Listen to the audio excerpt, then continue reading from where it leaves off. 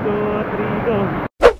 So what's up mga karef? For today's gala nandito kami ngayon sa Barangay Vaya, Ragay Camarines Sur. Pupunta daw kami sa Saditna Falls o Digoy Falls kung tawagin mga karef. So nasa Camarines Sur muna tayo mga karef for today's video, kasi lagi na akong nasa Quezon. Diyan nga ay magsisimula na kaming maglakad after nila ma-park yung mga motor namin mga karef. Malapit lang daw itong pupuntahan namin mga karef. 10:55 na pala kami nakaalis at nagluto pa sila ng gulay na langka tapos galing pa kaming Del Gallego. Mga 40 minutes din ang biyahe galing Gallego mga karef, pero sa iba mga 20 minutes lang. Dahan-dahan lang kasi ako mga karef mag-drive kasi alam ko yung pakiramdam ng mag-isa. Akala ko nga mga karef itong gala namin ngayon ay hindi matutuloy kasi yung mga kasama ko from Del Gallego ay mga tinamad, pero dahil wala din naman gagawin at Sunday ngayon ay ituloy na lang. Si Gio ay inakit ko nung paalis na ako. Solo lang sana ako mapunta dito sa Vaya mga karef. Sanay na din man kasi akong mag-isa. Hindi pa nga kami nakakalayo ay nagrereklamo na agad si Gio na mapagod daw. Ano pa kaya kung sa manakdik ko ito isasama, baka bumalik ito wala pa sa kalagitnaan. Tapos nandito na kami sa pababang daan mga karef. Yung pupuntahan daw naming falls ay nasa baba lang nito, pero grabe talaga yung pagkatarik nito mga karef. Pwede ka ngang magpagulong dito pababa. Ingat lang pagpupunta dito mga karef, kasi baka mahulog ka na naman sa maling tao. Tapos kulit pa ni Gio. Sana daw ay may madulas para makita sa video. Ay ang bangas, ay ang untog sa bato. Tapos makakalimot ka na minsan minahal mo siya no. So ayun na nga at nag-uumpisa na naman ako. Good luck sa pag-uwi namin mamaya mga karef. Para kami niyang nag-hiking sa Mount Bulacawan. At dyan nga ay bumababa pa din kami mga karef. Okay dito pagpababa pero pagpataas parang gusto ko na lang magmahal. Fast forward na natin mga karef at nasa pagmamahal na naman ako. Mamaya niyan masasaktan na naman ulit ako. After 5 minutes ng puro babae nandito na daw kami mga karef, pero dun daw kami sa baba pa mga karef mapwesto. So syempre mababa ulit tayo. At dyan nga ay hindi ko alam kung paano ako bababa nang hindi masasaktan mga karef. Kaya dahan-dahan lang ako dyan habang sila ay parang wala lang. At syempre makulat pa din si Gio. Maganda na din sana dito mga karef pero gusto talaga nila sa baba. Malapit lang siya mga karef. Ang iniisip ko lang talaga yung pag-adyo mamaya. Siguro mag-aalaksan na lang ako pagka uwi mamaya. Bali pangalawang falls na itong Digoy Falls o Sadit Falls na napuntahan ko dito mga karef. Una yung Vaya Falls, medyo malayo yun mga karef. Actually dun talaga ang unang plano namin napuntahan. Pero saka na lang daw dun. Sa malapit na daw muna. Fast forward ulit mga karef. Dito na lang daw kami mapwesto. Nagpahinga muna kami dyan saglit tapos kumain ng tinapay at maliligo daw muna kami bago kumain kasi maaga pa naman mga karef. At dyan nga ay bababa na kami para magtubog-tubog. Nagpapabebe pa nga ako dyan. Tapos dito lang ako sa jacuzzi mga karef. O diba may pa-jacuzzi dito? Pinababa ko muna si Gio at baka malalim. Mababaw lang naman pala mga karef kaya bumaba na ako. Ang sarap ng tubig mga karef. Malabo nga lang ng slide kasi umulan daw dito kagabi mga karef. At dyan nga ay matalon daw si Gio mga karef. As usual hindi na naman kita ang ilalim ng tubig kasi malabo. Matalon din sana ako kaso mamaya na lang. Tapos si Ken naman daw matalon. Si Archie tumalon din pero hindi dala yung camera. After namin magkulitan sa paliligo mga karef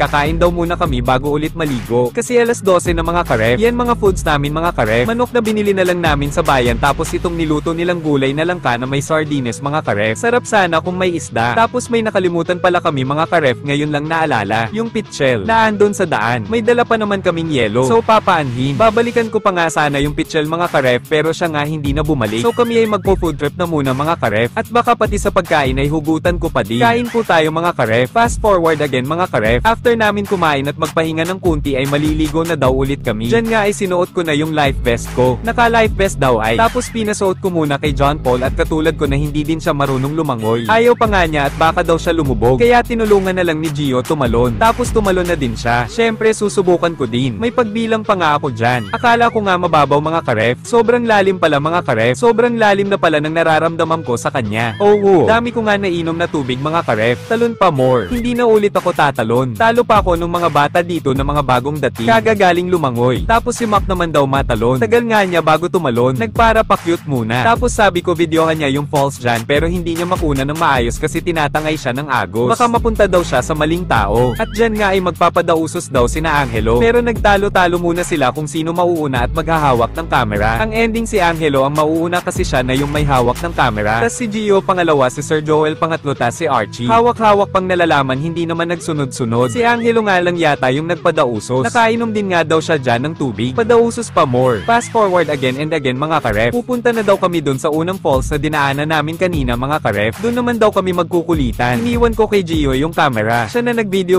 dyan. Tapos ako ay mataas na mga karef. Mas madali pala tumaas dito mga karef kesa bumaba. Ay ang pagbaba ulit mamaya. Tapos nagpa-video akong ganyan. Ang sarap ng tubig dito mga karef. Mas gusto ko dito kesa sa baba. Pero mas gusto kita. Nagpicturean na lang kami dyan after namin maligo mga karef. Tapos bumaba na din ulit kami at kami ay uuwi na daw. Tapos hindi ko ulit alam kung paano tatapusin ang video na ito mga karef. Kaya dating gawi, bigla na lang mawawala.